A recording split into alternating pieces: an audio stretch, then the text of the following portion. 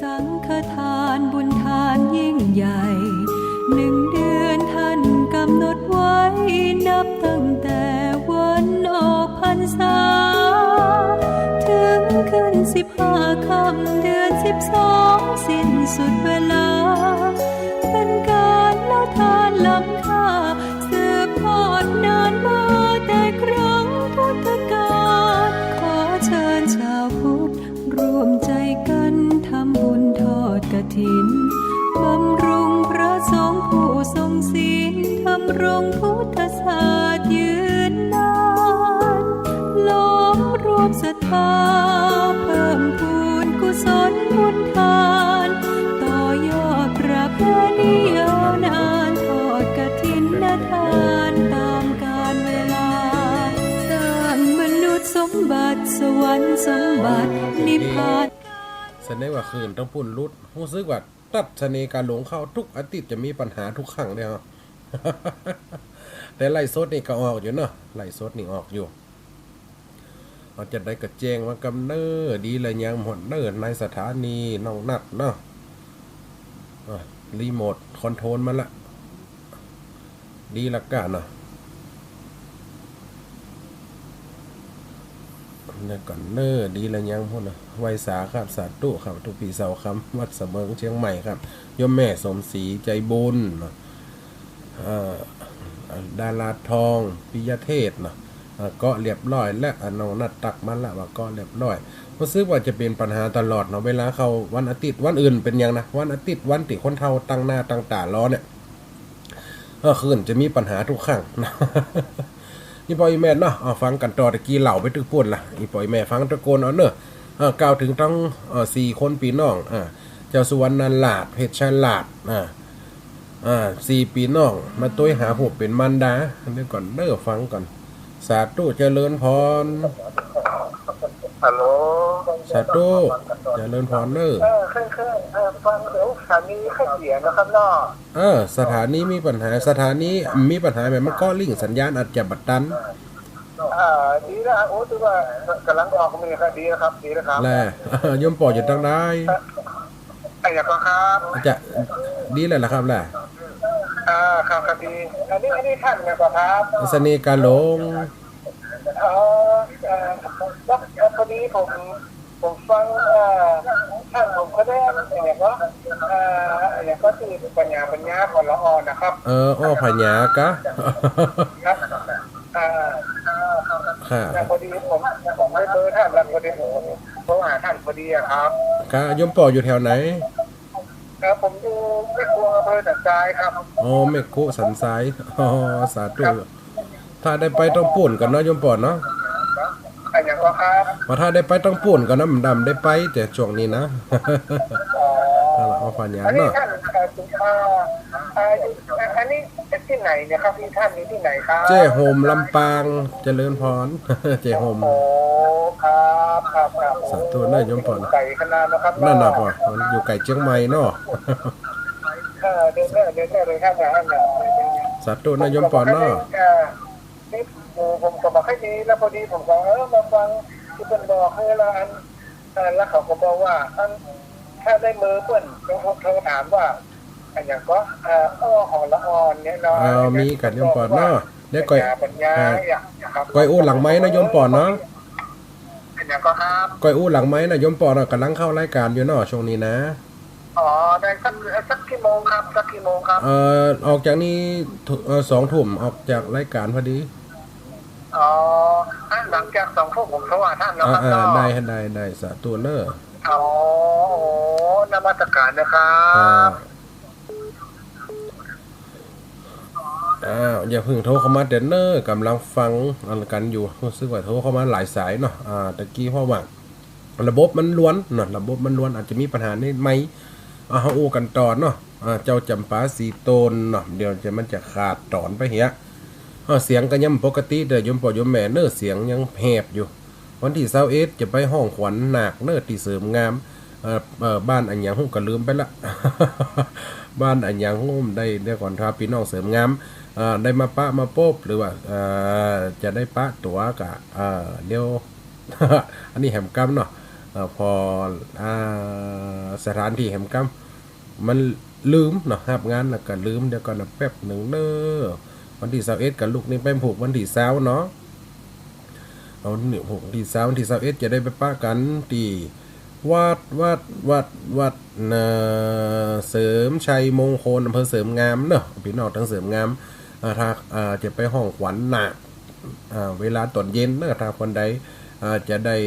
ป้าได้ปบหรือว่าล้อไข่หันหน้านะหลายคนโทรเข้ามาว่าลอกมาเอวเต้าให้มาแวะหายมแม่ติมเนยนะก็จะได้ไปวัดอันอย่างก็มงคลเจริญเนาะโอ้กันต่อไปอีกบ่อยแม่เนาะมันจะขาดตอนเนาะเมื่อเจ้าสี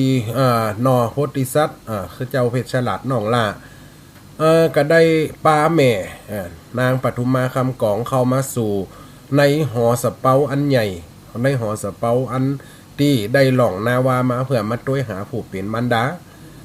ผู้มาต้วยเป็นมันดาแม่ก็ตกอกตกใจว่ากึดในใจว่าจาดเนี่ยเกิดลูกเป็นหมากันเลี้ยงหมาหน่อย4 ตัวอยู่ต้วยโอ้เป็นแบบบุญแม่นี่มีบุญปารมีแม่กันนักได้ลูกเป็นนอโพธิสัตว์เดี๋ยวนี้จะมาหอบมาตุ้มมากำสมปานผู้เป็นมันดาแล้วก็เข้าไปหา2 เท่าชลาตีได้เก็บมาเลี้ยงมาดูนั่นก็ดีใจในเป็นน้ำหูน้ำตากันต่อไปเป็นตอนที่6อีปล่อยแม่ฟังไปอธิบายไปเนาะบทที่6น้ำตาตกย้อย4 แม่ลูกน้อยมาปะพบกัน4 เจ้าลูกเจือฝากเฟื้อกอดหวันน้ำตาน้องนั้นโศกันโศกต้องดีใจมาขายลงปองเมื่อพบมันดาแม่หักดีใจ4 คนปีน้องกอดหวันนางสลบตายลูกผู้เป็นแม่สลบตายเพราะว่าดีใจหันหน้าลูกข้างแรกเกิดมาได้หันหน้าเต้าอายุได้พอ18 ปีมาต้วยหาแม่ เมื่อพบมันดาแม่หักหันเนื้อตัวทุนหัวเนคักมามองหิวแห้งโลยลาเสื้อพันวันนะก็บ่ปุ่นตาหัตตาหญ้าฟอมอ่อนหมดเสียงหันเสเม็ดตุกเนาะผิวดำผิวมันเศร้าหิวหอมหันเสแม่อย่ามาตุกแต่ตุกหวานน้ำตาลูกไหลกอดลงอัน2 ตีนแม่4 คนปีน้อง หัตตาหญ้าฟอมอ่อนหมดเสียงดูสงสารแม่ใบหน้าเกี่ยงมีแต่ดูกเอ็นพักพลอยตุกเสียงตึกเลี้ยงหมูเนาะตุกกับเลี้ยงหมูอยู่คอคอย4 เจ้าหน่อน้อยฟังลาไต่ถามแม่ไทยลำไลโศกาถามถึงบิดาเปิ้นบ่พอหน้าใจแม่นี่เฮ้ยเหมือนเลยขี้ข้าเปิ้นบ่คุณนะสักเจือแม่ก็อุ้งฟังลูกถามหาป่อลูกเสด็จแม่เสด็จป่อมีตังใดอย่ามาละคือแม่ตุกแม่อยากมาตุกทักไม่ทักหลัวเก็บพักฮักไม่มาเลี้ยงหมูจะอีดเป็นแถวราชินีเป็นแถวแม่พญาป่อกันยังมาใจดำถ้าถามหาเปิ้นนะลูกเฮ้ยเปิ้นนี่มดเสียงใจจากแม่ละเพราะว่าป่อน่ะเปิ้นเข้าใจว่าแม่เนี่ยไปเสพหรือว่าไปมีอะไรหยังกับสุนัขได้เกิดลูกเป็นหมาจริงๆแม่โหเหมือนกันเกิดมาแม่ก็ได้ยินเสียงให้สุดท้ายมาเกิดเป็นหมาได้จะได้แม่ก็มาสงสัยเนี่ยมาโหก็เลยห้ำลำพันดานาว่าป่อเปิ้นทำฮักแม่ละคนเกยฮักแป้งเกยแฝงแหนบเนื้อก็มีแต่แม่อักขี แม่ทงตุกมาเมินหลายปีนับตั้งแต่มีสี่เจ้าลูกลาเกิดมาหัวที่เปิ้นมาจีนาคาบจำมันดาแม่ไทยบอดตันอยู่เดือนเปิ้นตึงบ่ไว้บ่ฮืออยู่ใดไปเหงาปกผ้าห่อเนื้อเปียฟ้าห่อหนาวสั่งบ่ตันเอาฝืนเดียวบ่ได้โอ้ยแม่ห้ามตุกให้ลูกฟังเกิดลูกวันนั้นน่ะโหว่าเกิดลูกเป็นมาเปิ้นกะครับจำขนำขำจากเพื่อแม่ได้ออกจากบ้องจากบ้านจากเมืองจากเวียงจากวังนี่เริ่มอูไปยาวสักกำได้กับพวกผ้าหอนเนื้อเปียเอาผ้าห่มหนาวบดดันสังกระบอดดันเอาฝืนเดียวกระบอดได้โอ้ยฟังแต่อย่ามาตุกยำได้สักอย่างได้กับผ้าติดเนี่ยเสียติดตัวเลือดย่ำตันเอียนตันมดได้มาอยู่ขอกหมูขอกงัวตุกของนางโอ้ยนางปทุมมาคำกองเปียผ้าห่มหนาวสั่งบอดตันเอาฝืนเดียวบอดได้แม่มาเลี้ยงหมู16 ปีใดมีแต่อะไร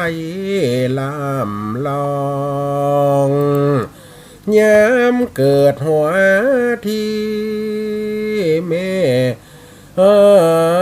แม่ได้ฟุมฟักเริ่มลักอีกะดู มีแต่อะไรลำลักยามเกิดหนที่แม่ได้ฟุมฟักตันยินเสียงให้อยู่จ้าเมื่อแม่ฟื้นป้อยมาเป็นมาเขาเอาผ้ามาปิดตากันปองได้เล่าตามลายให้ลูกจ้องเขาน้ำตาน้องพาฝากเล่าให้ลูกฟังในลูกกับมาให้ขนาดนักได้ยินบ่แม่ตุกถึง16 ปี17 ปีแม่ยังตันได้ยินเสียงลูกให้สุดท้ายมาเป็นหมาได้จะได้แม่กำหูเปิ้นเอาผ้าปกหน้าปกตาแม่มดเนี่ยแม่นางอาคีเมียเก่าน่ะโอ้เปิ้นเอาหมามาเปลี่ยนแม่กับมาหูเสียนี่เนี่ยขนาดนี้เอ็นดูนะน้ำตาน้องผ้าพิใจลำเลอหัวว่าแม่ฮักตุกเหมือนถาดคายิงใจลวดโกรธแค้นหนีบแน่นหัวใจจักเฮือไฟน้อยหนึ่งบ่ได้กล่าวถึงพญาบิดาแขวนไตฝงลาบในแทบมีดพญาจุลนี้เนาะลาบอยู่ในฮันโดลูกไปเขียนจดหมายไว้ว่าฮือนำตัวของนางปทุมมาคำกองมาฮือถ้ำมาฮือปบจะเกิดซึกเกิดตับนี่โลกจะตีบ้านตีเมืองโคป่อนะป่อนี่มโหว่าเป็นลูกมะโคแหละนี่รับอยู่หั่นโหสะดุ้งตื่นมาจะหันจดหมายนี่บิดาแขวนไตฝงลาบในแต่แอบมีดการลัดตีญาสายฟ้าอาทิตย์ต่อแสงปุ้งขึ้นส่องมาหมายจักหลังหน้าสีฟันอัดตาเหลียวหันสัญญาลายสื่อมือขีดเต็มวางไว้บนหัวเป็นกรรมคักแคมว่าเต่าพาญาคำเจ้าหลุดสะดุ้งตื่นมาหมายจะไปหลังหน้าเสียมหันใส่จดหมายกอมโลกว่าเต้าพญาตำจ้าบัดเดียวนี้เฮ้ยข้ามาต่อตาขอเอาน้องลาชายาปทุมมาคำกองนี่นะมีอยู่ยังจ้าเอามาให้ข้าอีหล่นในเขียนจดหมายว่าอันนะ ขอเอาไปเป็นเมียแปลงซ่อนฟ้าขอข้าตุยหามาเหมือนนักบาดเดียวมาขอสวามีพักจากเฮือเยี่ยงโดยไม่ทีแหม3 วันป้นแม่นมันดีลีเอานาลีมาลอดเฮือนข้าสะเปาลำหลวงลอยขวางอยู่ท่า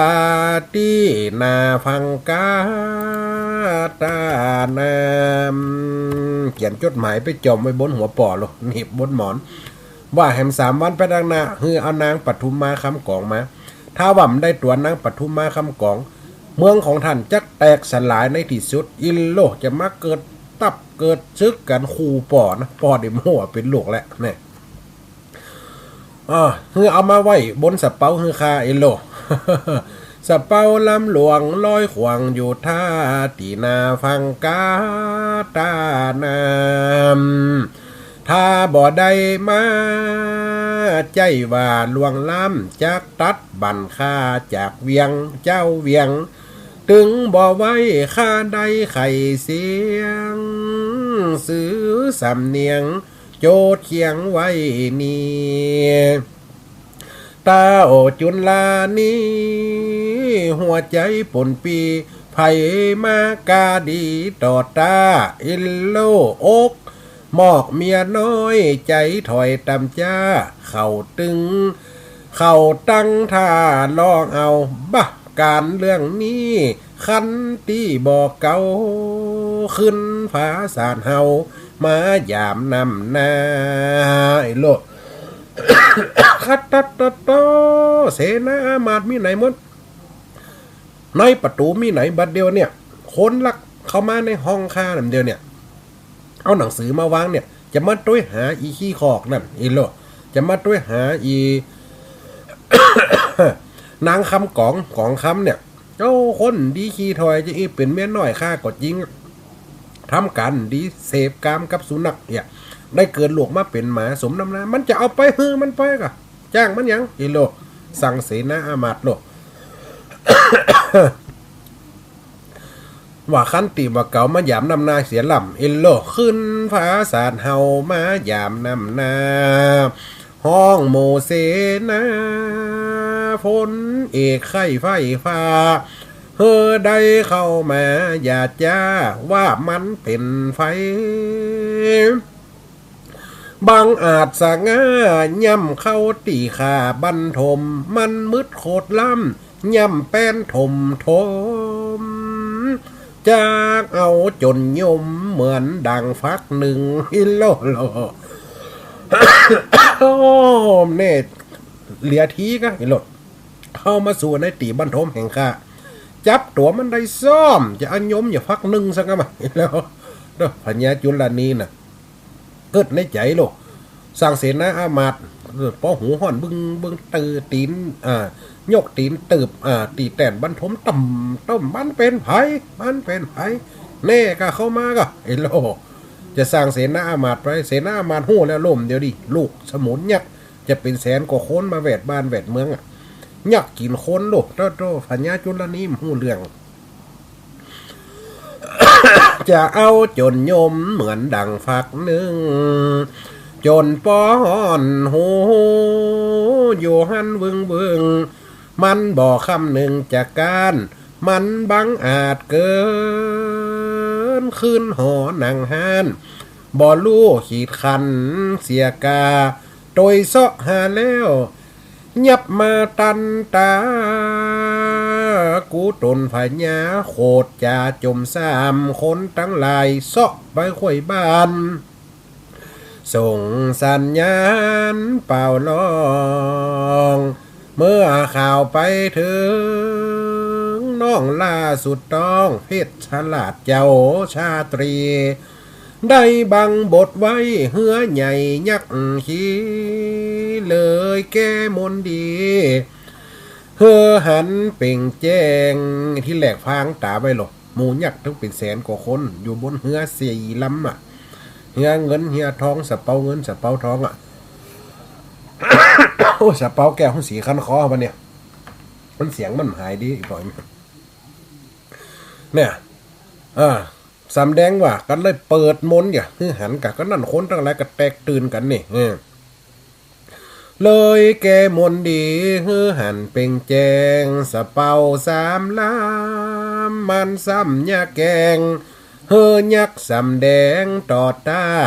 นี่เขี้ยวโมกตาไข้หัวคาเห็นหรอไข้หัวอยู่ในเฮียสะเปาคนจะเป็น หนูยักษ์จะเป็นแสนหรอกไข้หัวปากโมกตาก็ใส่คนทั้งหลายให้ก็โวยวายกันไข้หัวคาวักน้ำขึ้นฟ้าไปบนบัดเดียวนั้นเกิดโกลาหลก็หกวิ่งโยนแตกตื่นอื่นกองตายยักเข้าบ้านเข้าเมืองเราแตกตื่นกันว่าตายยักฝ่ายสู่ห้องเต็มน้ำเรือฟองสาว3 ลำหลวงมีหันแต่เล่าหนุ่มแก่เท่าพ้องก็จักวิ่งตีนเขาซ้ำคำกระด้างกลางลำลวดต้วงบอดได้รถตีนสึงมือสึงมดหันใส่ยักษ์ตะยกแข่งขึ้นให้พ้องนั่งฟาดโหนให้แล้วก็ให้ปากไว้สะตานยักษ์เย็นผีคนดำแดงเศร้ามันหลอกลิ้นปีนด่านนาเงาเป็นศอกพ้องถอกหน่วยตายี่เขี้ยวออกมาขู่ถ้อยหรอป้องหลอกลิ้นเงาต่ำลิ้นใหม่นี่โอ้โหตาปูดต่ำโอ้นี่ยี่เขี้ยวเงาแต่เขาควายนี่โคเจ้าประจาทั้งหลายเมียงปัญจละก็แตกตื่นกัน เจ้าบ้านเจ้าเมืองแตกตื่นกันวนไว้โคน้ำตันได้เก็บกินเก็บข้างเก่าเพราะว่าจะหู้ว่าเมืองแห่งคาเนี่ยมีอิทธิฤทธิ์เมืองแห่งคาเนี่ยเก่งกว่าเมืองของป่อจะมาเอาแม่ไปจนได้แต่เอาแม่มาสอนไว้แล้วเนาะโคทอยเมืองปัญจลาแตกตื่นบอดน้อยเหล่าเสนาลอยสาตานเขาเกิดความกลัวมีใจเหี่ยวมัน อย่ามาคันคอมัน มันได้พักเสียงอีกบ่อยไหมได้เป็นติดมันละมีใจเหี่ยวมันไปกราบทูลขันผู้ว่าในเต้าจุลนีก็เจงแก่ไขสั่งกำไปหมายจักก็หมายจักสู่เอาปทุมมาคำกองตามโอขึ้นมาหากูเดี๋ยวนี้สั่งว่าเอานางปทุมมาคำกองเอานางปทุมมาคำกองมาเดี๋ยวนี้จะเอาไปส่งเฮ้หมู่พลทั้งหลายที่มันมาขู่มาเข็นถ้าเป็นชั้นนี้แล้วบ้านเมืองเขาจะแตกละแหงอยู่บัดได้จัดการเดี๋ยวนี้เต้าจุลนีก็เลยสั่งไปนี่เอาปทุมมาคำกองตามอู้ขึ้นมาหากูเดี๋ยวนี้ปากสั่นกลางไว้เต้าไข่เกาจี้ใจป้อป่นปีวีดความพวกเขาเหล่านั้นก็ทำครับตามไปสูตรที่ฟาร์มคอกหมูด่วนสันลวดบ่มีคำกองอยู่หันเสาะหาปอวันบ่ปบเห็นลูกคนทั้งหลายจะเป็นร้อยไปเสาะหาคนเดียวปกติมันก็อยู่นี่ทำต้มฟักหมูกับไปเอาหญ้าทำไปเอาหญ้ากับไปซอยหยวกบัดเดียวคนร้อยคนเสาะหาคนเดียวปะปบเนี่ยนางปทุมมาคำกองหายไปตั้งใดเอาแล้วเต้าจุลนีกระใจอกใจว่าอาสุกสันวันไหวล่ะปากสันกังไหวตีนสันมือสันจะเอาตีนไหนไปทำเมืองนี่แตกละแหแบละแสงแน่นอนเนี่ยเกิดความหมุนไว้ค เขาก็หกไปทุนถวายกับนบสูตรที่เสียงปัญญาบ่มีเมไทยนังใดให้ตาเสาะหากันมาห้ยเมืองเขตบานที่เตาไฟหลวงปันปวงหลอบด้านเต็มของทานแม่น้ำที่เคยเก็บพักบ่อปะเจียงจันเขาก็สอดดันไปมาบ่เบื่อจากเสาะหาสุดจินหาแม่ปทุมมาข้าหาบ่ใดเต้าจุลนีกวนหน้าบีให้บ่หูเนี่ยได้แล้วนานหน้าสับให้สมองเจ้าพญาจุลนีให้ก็ให้ออกกัวกับกัวสันกับสันกัวบ้านกัวเมืองถูกเนี่ยเอาไปกินหมูลูกน้องเนี่ยแวดบ้านแวดเฮืองโดเนาะก็สั่งกรรมเขาหาเจ้าเจียงจันคนหน้าละไม้ค่ายมาแต่งยกย่อมวาดกิ้วเขียนตาเอาฟ้าราคาแป้งก้านุ่งยองเฮือไปถวายพญาต่างห้องที่เขามาฟ้องอยู่ลับเสนาทหารถ้าเสาะหาตัวนางปทุมมาคำกองได้ไปสอเอาคนนะเหมือนคนมาเขียนกิ้วเขียนตาเหมือนที่สุดเอาไปส่งเขาเอาไปส่งมันเห็นหรออันบ้านเฮาเมืองเฮาจะยุ่มได้ทำตามแผนเจ้าพญาสั่งเด้อเห็นหรอที่เขาฟ้องอยู่ลับเขาก็จัดการตามข้อบังคับลาบกรรมสั่งถอยเลี้ยวปันได้นั่งหนึ่งนั่นหน้าปอค่ายการส่งไปตามวันกำหนดขีดถอยเมื่อไปลอดถึงเจ้ากุมารน้อยเขาก็แต่งร้อยบ่จ้าส่งขึ้นเฮือหลวงไปโลหนขวางโยนหลังต่อตาขิงไปก่อนขาโยนยันขิงไปก่อนเนี่ยฮะไปแถ่ล้อกว่ายักนี่หรอกหยุดยัดโยกันเข้าตั้งคนตั้งอยู่หลังเสนาอามัดตาเหเว่นเนาะตาอย่างกับงัวกัวพายางนี่นัดเลยไปตั้งใดกับกัวยัดนิ้วนางนี่กระสันยงฮอดวมเจนางปทุมมาตัวแต่ลูกนางปทุมมาตัวแต่อยู่กับสี่กุมารเด้อเนาะนี่สี่กุมารสั่งกับอามาจุมาย่อมนี่คิงไปก่อนขาอยู่ยันทหารอำมาตย์ต่างก็เกี่ยงกันขึ้นเรือวิมานวันกันอิงอ้อยซ้ำหันยักเย็นยืนย้ายเป็นถ้อยสันกาญาคิงจะพ้องก่อไว้แผ้วกุนทำกุนฟะปาละมีหวานแวดมนหวานปาละมีชัมปันโนอิตีปีโชฟักเอาไว้หรอกท่องกระถาแวดหัวแวดหางไว้กวนยักเขามากินกุนทำกุนฟะปาละมีหวานแวดมนพ้องไว้เป่าห้องกุนพ่อแม่ตนเทพเต้าไปบนปอจ่วยปกป้องหันยักตาเขียวเขายืนอยู่ห้องสาเป่าท้องมืดตึกพ้องว่ากาถานึกบ่เป็นนึกลืมไปเป็นคอเป็นกรรมกะขังะหันยักตาคำพ้องท่องระบำโบดฟ้าหุงซ้อยอิโลส่วนบทฟ้าหุงน่ะฟ้าหุงจาฮัดชามมีพีนีได้สักอย่าง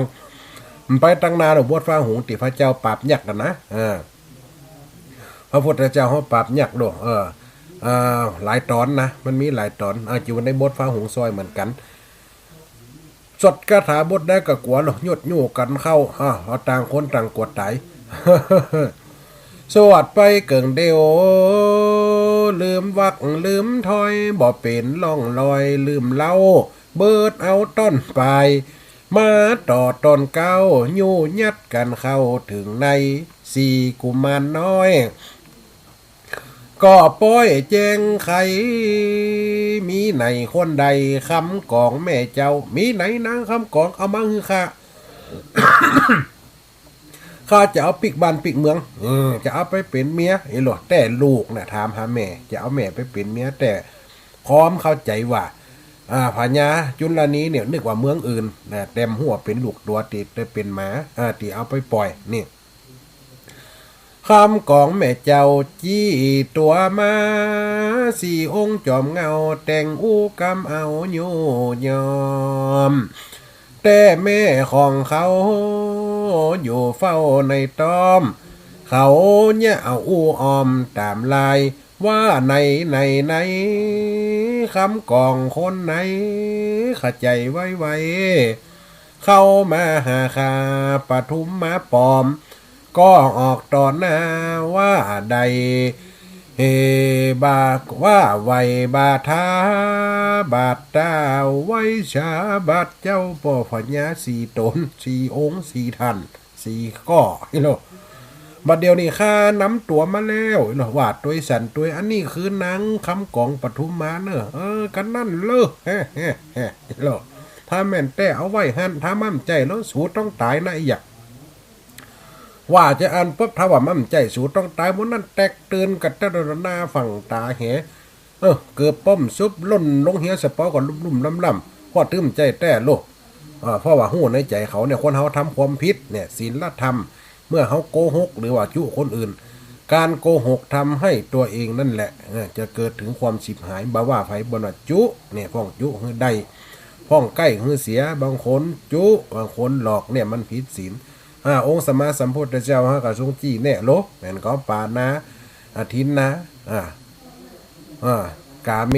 เนี่ยแล้วก็มุสาแล้วก็สุรานี่เป็นสิ่งที่พระพุทธเจ้าทรงห้ามหมดนี่มันรับประกันหยังคนขี้จุนะประกันอันหยังนี่ปานะประกันชีวิตอาทินนะประกันทรัพย์กาเมประกันครอบครัวมุสาประกันอันหยังประกันชีวิตมันข้อหนึ่งเหมือนกันคือการหลอกลวงคือเปิ่นตกเบี้ยเสียของคือเปิ่นเกิดความชิมหายไพ่จะมาถึงตัวจุหนักเข้าเปิดฆ่าขวางอย่างละคนเฮาแม่นก็นี่ก็เหมือนกันนี่เลยเอานางปทุมมาตัวปลอมไปฮือหรอเสียว่าเปิ่นว่าต่ออันได้กลัวกะนี่แป้ไพ่ตัวเก่าโล่นกะโล่นให้แซ่บให้สวยนี่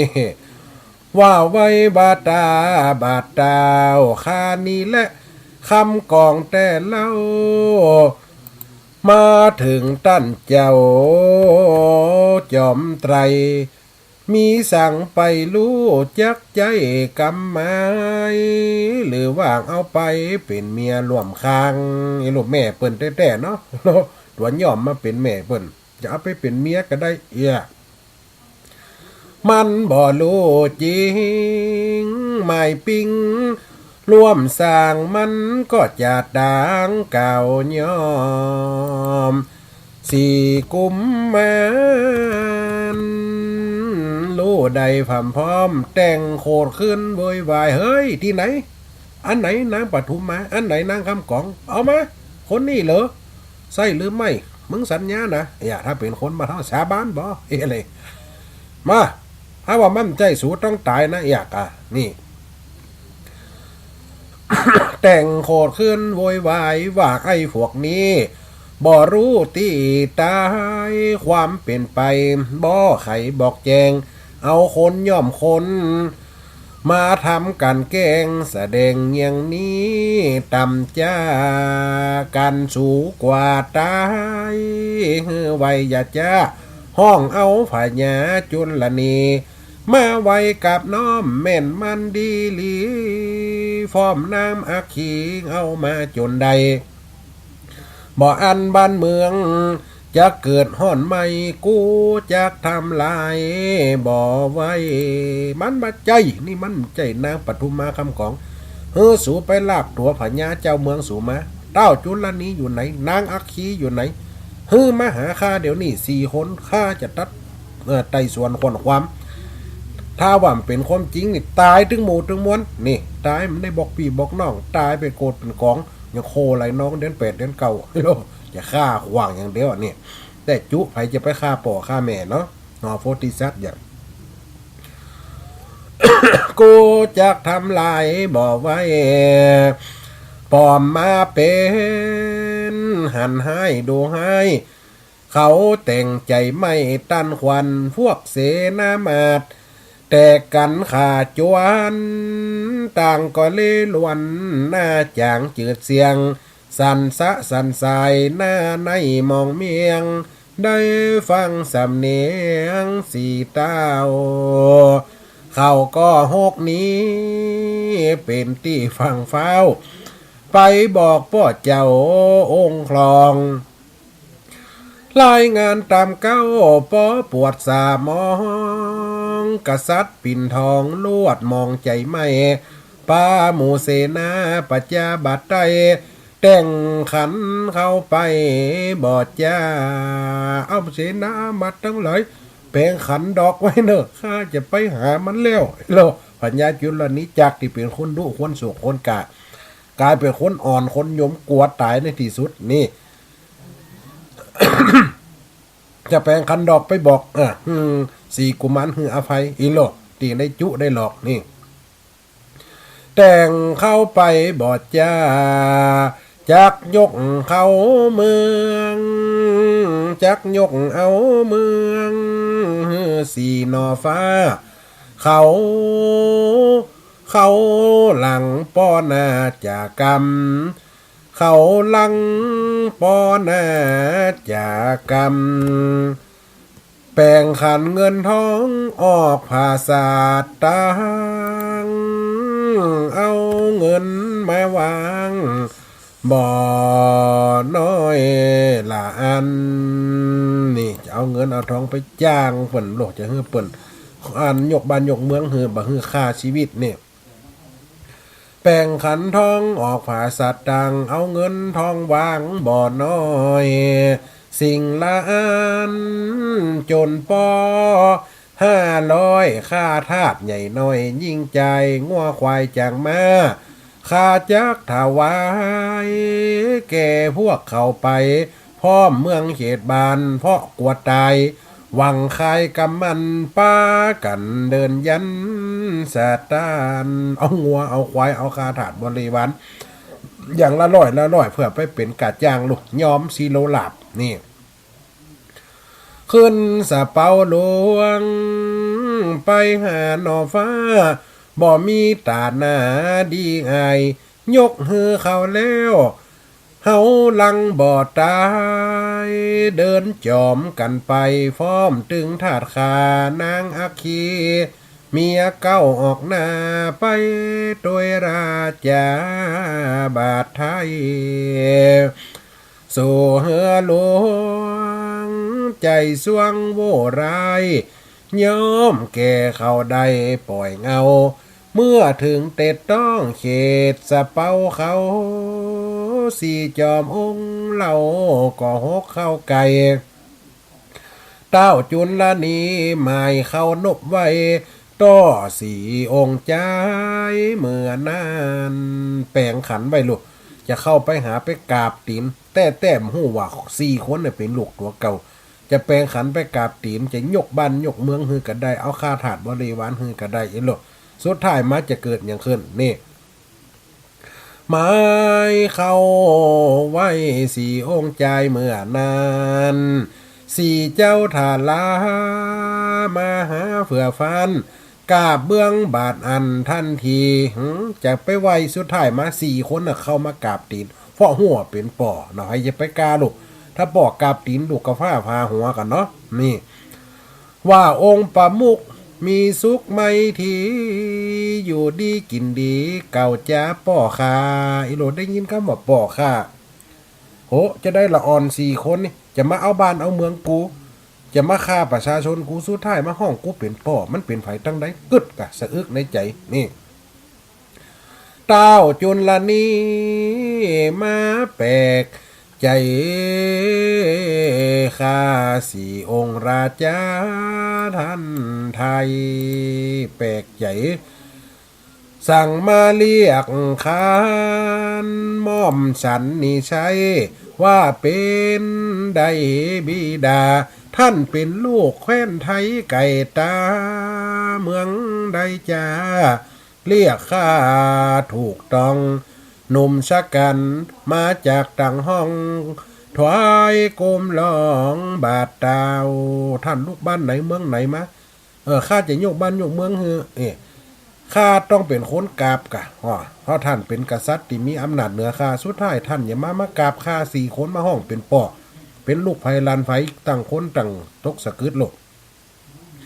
โลอัดแปลกใจเดิมทีนั่นเล่ามาขู่เขียนเอาหน้าถามนางคำกองบ่ใจกาหาข้าสุดปัญญาหาในบ่ใดโลอาจจะยกเมืองแคว้นลาต่ำไตให้หมู่ทันไปบ่คิดบาดเดียวเรียกจ้าตัวข้ามิงมิดว่าเป็นปอดเจ้าบิดาปอเหล่าเก้าฟังกำจาโจตนาหายังเงื่อนสนลองเล่าให้ข้าบาดฟังลูกไอ้โลกจะได้มาด้วยหานางปทุมมาคำกองเลี้ยวข้ามมีนางปทุมมาคำกองท่านจะเอาบ้านเอาเมืองมันเจกะสุดท้ายจะได้ท่านมาห้องข้าเป็นป่อลองเล่าเก้าเล่าไปหาหลายเงียนโซนให้ข้าฟังลูกเอกเกิดเลยเล่าให้ฟังใครให้ฟังนี่เจ้าสีกุมารก่อนเล่าแต่ตนว่าจอมทรงพลปอนี้ฟังเน้อปีตาข้ามาบอกจีแม่ข้ามีนี่อยู่นำแม่ข้าอยู่ในต้อมปุ่นป่อเหยเขาเอาเขาก็ป้าแม่หนอเจ้าบุญนำปทุมมากองคำออกมาจากห้องว่าเมื่อหนที่ข้าใดเกิดต้องเพราะถูกไล่พ้องทำลายแม่เจ้าอักขีบ่ดีชั่วลายเอามาใดเปลี่ยนต่างเอาคาลูกไทยยัดใส่ให้ปางลองน้ำชนหวังบุญหลังโพดนากันเล่าให้ฟังว่าเนี่ยตอนที่ข้าเกิดมาเป็นคนเนี่ยมาใจเป็นหมาแม่นางอาคีเนี่ยเมียของป่อเมียคนเก่าแห่งป่อเนี่ยเอาคายัดใส่ในไห4 ปีน้องเอาไปร้อยหลองน้ำมีคนเท่าเก็บมาได้เนี่ย2 เท่าก็อยู่เนี่ยถามพอเลยมีความจริงก่อนนี่ป่อพระอินทร์ก็หักษาไปสุดท้ายไปอยู่ด้วยป่อฤาษีป่อพระอินทร์ปามาส่งนี่มีความจริงเล่าเก้าให้ฟังตลอดผ่านญาจุลนี้จะโคตรเจอมืดบันไดเนาะคนดีมีซักมาเกิดเป็นลูกเป็นเต้าถูกทำลายนี่เอายัดให้ปาหังล้อมชนหวังบุญหลังโพดนาบอดตายเป็นพีเพราะมีถาดค้า2 ตายายจ่วยไว้แต่บ่เมินอาคีแม่ไทยก็ต้วยหาได้เป็นลายเอาสารงวนปิดนางคิดเอาตายสั่งเฮือสีใจกินไปเมื่ออันยังบ่พอบุญก่อเกิดปันเป็นมาลีวันดอกไม้ข้าไปเกิดเป็นคนเอายาปิดให้ข้ากินข้าไปเกิดเป็นต้นไม้สร้างคนไปลกไปฟันเอาคาบจ่งลงหน้าแหมนี่เป็นดอกจำปาสาขาอยู่ไว้ที่ส่วนไตอุญานนางยังบ่อนละเอาหมู่ทหารมาลกตื้นฟันคว้างลงน้ำกวางถ้าบ่มีตามกำติอ้างลองถามแนวตั้งใครรู้2 ตายายอยู่ในหมู่ห้องมาถามฟอกอยเมื่อนางอักขีแม่เจ้าผมพอยได้ฟังเงื่อนลอยเจ้าน้อยสี่ไอรายงานปันต่อพระติไว้ก็มีผ้าไทยแตกมางเจ้าเรายืนได้หลักนี่นางอักขีกับเป็นฝั่งเป็นจวงหน้าเปิดตาจังเพราะได้ยินจาก4 เจ้ากุมารได้ได้เล่าให้ฟังเป็นจะอีทัดสันยังก็ผีเขา เราตื้อนี่ ขอฟาตีไว้ใจนางจักแตกมางเต้าจุนลานี้ฝาญาเจ้าจ้างมีใจบินบางตันใดหามันเป็นอย่างอีกะฟังกันไปเน้อจักเป็นสันในบทหกวางไปไข่เฟียงเต่าเอไข่เฟียงเต่าเอเล่าสู่กันฟังก่อนและนายเฮยบทที่หกจบตึกอีก่อนอีป่อยแม่นี่ลากเก่าถึงเจ้าสีกูมันใดเอาแม่มาไหวแล้วลูกมาหู้เป็นป่อเป็นแม่กำเดียวนี่จะไต่ส่วนขวัญความถามเก้าถามปลายว่าเป็นความจริงก่อนที่ลูก4 คนนี่อู้ถามตากับยายเลยตอนนี้ก็อยู่ในบนเหือสะเปานี่จะเป็นอย่างไรเต้าจุลนี้โคตรกำนั่นนะนางอัคคีจะเป็นอย่างไรแล้วก็นางปทุมมาจะได้ขึ้นของบ้านของเมืองแหมก่อนี่ไอ้ย่ำติดจบจะนะมีอยู่12 ตอนนี้เป็นตอนที่6โยเรื่องจำปาสีต้นการลังม่วนกันไปจากันไปอีปล่อยแม่เนาะเรื่องวันนี้ตอนวันนี้กล่าวถึงนะคนเฮาขี้จุหมู่สาก็คือกรรมพิษแผกหรือว่าการจุการหลายการเอาเปรียบคนอื่นหรือว่าการใจวัฒศีลในการจักน้ำคนอื่นไปถึงทางตีชั่วหรือคนอื่นเจียดตามสิ่งนั่นก็จะมาเป็นเหตุทำให้เฮาเกิดความวุ่นวายเกิดความชิบหายไปในที่สุดสิ่งบนนั้นจะเกิดขึ้นอีบ่อยแม่ฟังกันไปเวลาหมดเวลาเด้อเหลือแฮม4 นาทีตั้งไปเนาะแต่ว่าไปนักเสียงกำปกติละใจเสียงมาเป็นติดละวันที่21จะไปห้องขวัญพนักตีเสริมงามจะไว้หมดเด้อนะเสียงภาวนาใครเสียงมันฟื้นบ่เป็นวัดบ่เป็นไอบ่เป็นใครสักอย่างแต่เสียงมันหายเพราะเขาใจเสียงหนักเนาะอีพ่ออีแม่ได้ฟังเด้อทั้งพี่น้องเสริมงามอาตมาภาพจะได้ปล่อยที่วัดอย่างก็เลื่อมมาได้เลื่อนหากำเจ้าผ่าเปิ่นตักมาไว้นี่วัดเสริมชัยมงคลอำเภอเสริมงามนะอีปล่อยแม่เนื้อจะได้ไปพบกันสาธุสายแรกเจริญพรกับนมัสการเจ้าสาธุโยมแม่อ้อยเจ้าสาธุฟังขมวนดีเนาะนักกะคนว่ากะสีไข่ข้อแห้งนะไข่อิดนะ นั่นน่ะฝนตกก่อนไหมทางการในเวียงในเวียงฝนตกก็มาตกเจ้าโอ้ตั้งเขานี่ตกนะตะกี้นะตกหนักอยู่แหละบ้านเขานี่ฝนตกเนาะมันหลายมืนๆย่างหลายวันนะเอาอันนี้มันย่างเฮ้ยตกอยู่สาธุโยมแม่อ้อยเนอสาธุเนอเจ้าไม่เป็นกำลังใจครับเจ้าสาธุเนอโยมยายอ้อยบ้านมอนะสายต่อไปไฟตั้งใดตะกี้ไทยยายพรก็ทางสันกำแพงงามสันกำแพงเชียงใหม่เนาะนี่ชัดเจนอยู่เนาะโหละยายพรต้องโทรประจำนะอันนี้เป็นอย่างปั่นคนอื่นโทรฟ้องสายอื่นหรือตีอื่นโทรฟ้องนะเขาก็ปั่นกันไปปล่อยแม่นเนาะสิ่งที่มันเข้าใจหรือในธรรมะเนาะอาตมาภาพก็ย่ำจบแต่ในเรื่องจะประชุมต่ออยู่วันนี้ตะวันค่ำละวันนี้วันค่ำมาได้พักเสียงได้ตะกี้กับไปงานเพื่อเข้ามาสาธุยายพรถือว่าปั่นคนอื่นโทรฟ้องเนาะยายพรนี่โทรประจำทุกวันจ้านักศึกษาอาจารย์สาธุเด้อยายกำลังจะม่วนอยู่นะกำลังจะม่วนอยู่อาจารย์ไอ้เจ้าพ่อเจ้าวัดเมืองหาดแบบเป็นเบาให้ถึงแบบแพงขมโอ้เสียงหลายกำอันนี้นะสปะสเต็ปเซลก้าอันยังก้ายาสปะยาเพราะเสียงมันแหบอันนี้มันจะเจ็บเสียงมันแหบเสียงมันหายเพราะเส้นเสียงอักเสบเพราะมันได้ภาคเสียงเนาะกินแบบแพงเสียงขี่มดกับอย่าต่ำเตาปน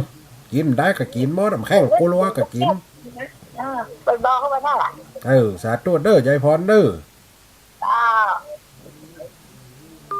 อันนี้ขาประจำยายพรด้วยว่าปั่นคนอื่นโทรฟ้องนะเพราะว่ายายพรนี่ทุกชั่วโมงทุกวันน่ะเพราะว่าบางทีก็มีปัญหาธรรมะหรืออันหยังกันพ้องเปลี่ยนสลับปั๊บกันไปอันเนาะเวลาหมดเวลาอีกบ่อยแม่นเนาะออกก่อนเวลาสัก2 นาที3 นาทีพอมีธุระต่อไปแหมสาธุแหมสายเด้อเจริญพรสาธุโยมแม่จะไม่วินจำได้กาไม่วินเสริมงาม นั่นแหละแต่แม้วันที่เช้าเนี่ยก็เช้าเอ็ด 21นี่แม่มันไปทางใดแม่อันวัดอันเสริมมงคลนี่กำถามเปิ้นว่าตำบลหยัง แต่ว่าเสริมแท้เนี่ยแก สามสายเสริมสายทั้งบ้านโยมแม่นี่แหละ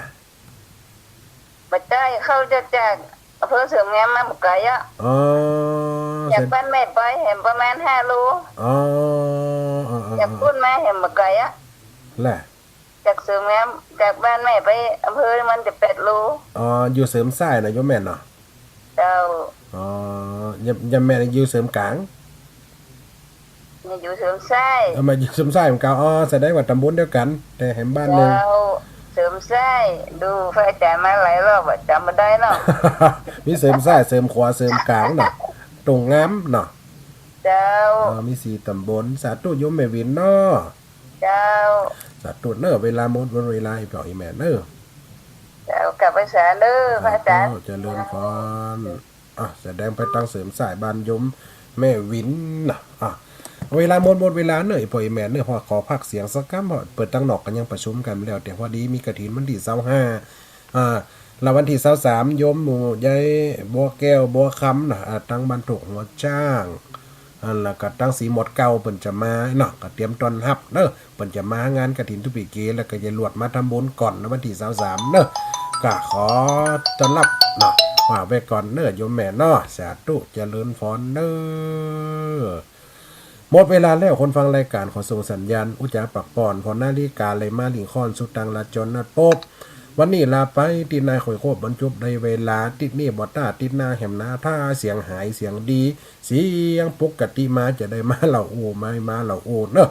จะเลินพรแหมลายสายมาได้ครับแต่หน้าลากันไปสวัสดี